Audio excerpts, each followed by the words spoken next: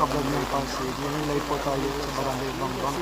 So kahit maulan po, tuloy pa rin po ang offline ni Mayor dito sa may Jacinto, Barangay Bangbang. Dito sa lugar na ito, nagtutuloy kaugnay sa offline tayo sana ginagawa nga araw-araw.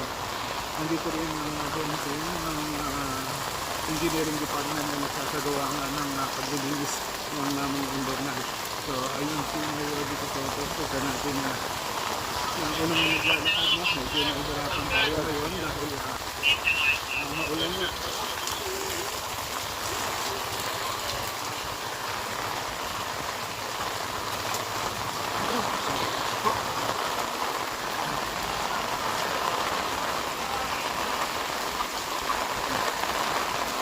Ayan, kahit maulan, talagang tuloy-tuloy ang pag-iikot ni Mayor dito sa lugar ng Jacinto Street, Barangay Bangbang.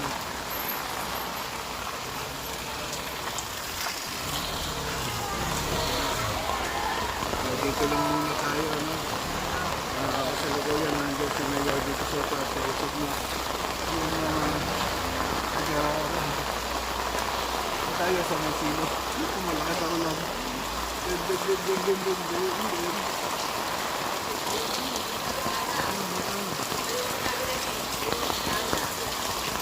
Pero, wala ka pala. Ayan.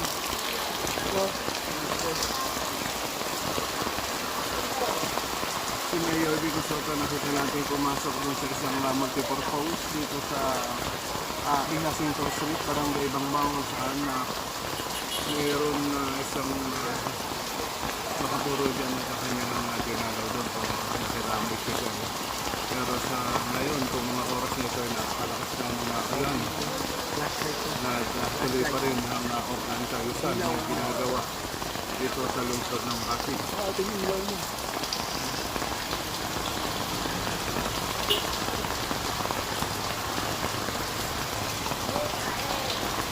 Ayun mga kablog ng Pasig na, so si Mayor Vico Soto may pinuntahan lang pong burol dito sa malapit sa lugar po ng offline kaisan.